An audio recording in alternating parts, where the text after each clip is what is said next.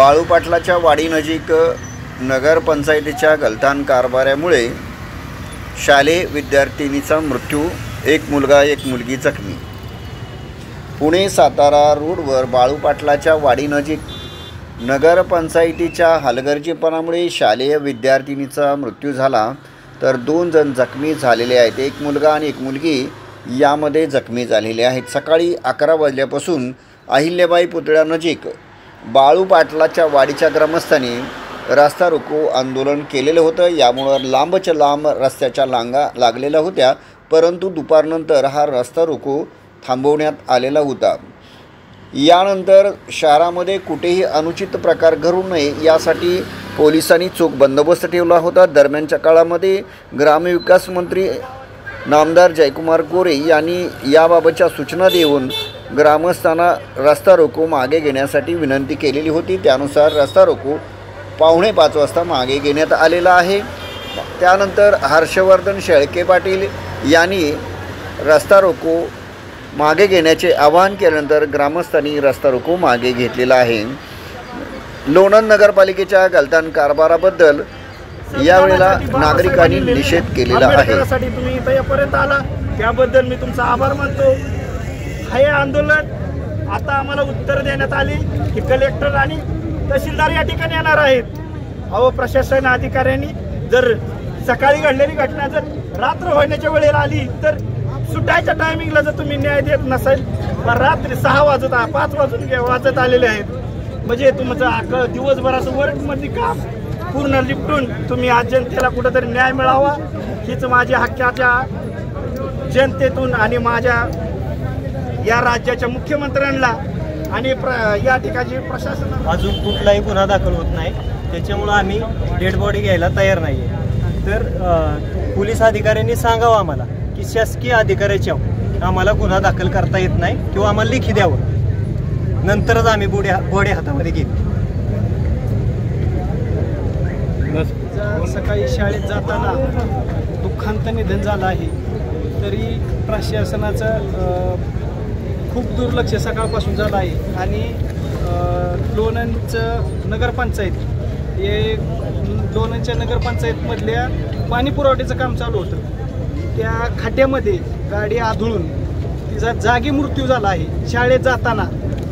त्यामुळं प्रशासनाचं खूप दुर्लक्ष आहे, म्हणजे कुठं काम चाललंय, कुठं काय चाललंय, त्याला कुठं आपण साईड पट्ट्या ब्रॅकेट वगैरे असं लावणं हे खूप गरजेचं आहे, पण त्याचं काहीच अजून प्रशासनाने काहीच घेतलं नाही दखल। आता सकाळी 7:30 वाजता झालेली घटना आहे, आता 5 वाजत आले तरी सुद्धा अजून कुठल्याच कारवाई नाही किंवा कुठलीच मागणी नाही किंवा कुठली। आज ह्या कुटुंबाला न्याय मिळाला पाहिजे आणि ह्या कुटुंबाचं काळजी नाही घेतली तर आम्ही रात्रभर आम्ही प्रेत सुद्धा ताब्यात घेणार नाही आणि रस्ता रोक आंदोलन अख्ख्या रात्रभर आम्ही करणार आहे।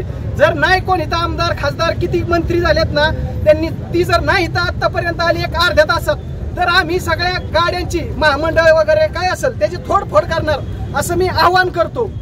संताप आज खूप झालेला आहे, पण तरी सुद्धा ग्रामस्थांना आम्ही शांतता राखा असं सांगितलेलं आहे। जर अर्ध्या तासात नाही याचा आम्हाला न्याय मिळाला तर आम्ही एक अर्ध्या तासामध्ये सगळी तोडफोड करणार आहे। शासकीय ह्याची वाहना म्हणजे शासकीय काही पण असो, कुठली पण मालमत्ता असो शासकीय, त्याची आम्ही ही करणार आहे। तरी त्याची प्रशासनाने लवकरात लवकर अर्ध्या तासामध्ये दखल नाही घेतली तर आम्ही ते करणार आहे आणि लवकरात लवकर न्याय आमच्या ह्या चिमुकलीला मिळाला पाहिजे। नाही जर न्याय मिळाला तर आम्ही अर्ध्या 1 तासामध्ये आम्ही काय करू ते मग आम्ही गावकरी दाखवू। आणि कॉन्ट्रॅक्टदार यांच्यावर गुन्हा दाखल झाला पाहिजे, त्याची प्रिंट आमच्या हातामध्ये मिळाली पाहिजे, त्यानंतर बॉडी हातामध्ये घेतली जाईल। कृषीवरती दुःखाचं सावट त्या ठिकाणी आलेलं आहे। अतिशय दुःखद घटना त्या ठिकाणी घडलेली। एक आपल्याबरोबर रोज हसणारे बागडणारे मुलीचा आज एका अपघातामध्ये नगरपंचायत प्रशासनाच्या चुकीच्या कारभारामुळे आज तिला मृत्युमुखी पडावं लागलेलं आहे। सकाळी 7 वाजल्यापासून आता जवळजवळ 5 वाजायला आल्या, 5 वाजेपर्यंत हा उहापोह चालू आहे। सर्वस्वी या अपघाताची जबाबदारी लोणंद नगरपंचायत प्रशासनाने घेतलेली आहे। याचा मध्य आपल्या लोणंद पोलीस स्टेशनचे API माननीय सुशील भोसले साहेबांनी सुद्धा सुवर्णमध्य काढलेलं आहे. कुणीही नागरिकांनी आता कोणत्याही दुसऱ्या गोष्टींवरती विश्वास न ठेवता पोलीस प्रशासनावरती विश्वास ठेवून आत्ताचा आपला जो रस्ता रोको आहे तो आपण या ठिकाणी थांबवू. आणि लोणंद नगरपंचायतचे सीओ मान्य गायकवाड साहेबांनी आता स्पीकर फोनवरती सर्वांना सांगितलेलं आहे की तिला जी काय आर्थिक मदत लागेल, मेडिकलचा खर्च असेल, ते मृत व्यक्तीला मदतीचा खर्च असेल, हा सर्व लोणंद नगरपंचायत करायला त्या ठिकाणी बांधील आहे.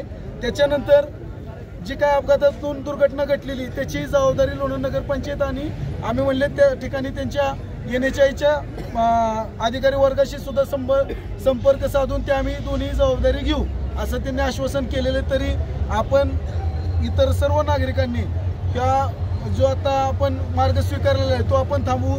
आपल्यासारखेच इतर सर्व नागरिक या ट्रॅफिकमध्ये अडकलेले आहेत, त्याच्यामुळे आपल्यामुळे इतर अन्य कोणाला त्रास होऊ नये याची सुद्धा आपली प्रामाणिक भावना असली पाहिजेत. त्यामुळे मी सर्वांचा पुन्हा एकदा सांगतो की हा सर्व आपण ट्रॅफिक थांबवलेलं ते उठवावं आणि प्रशासनाला मदत करावी.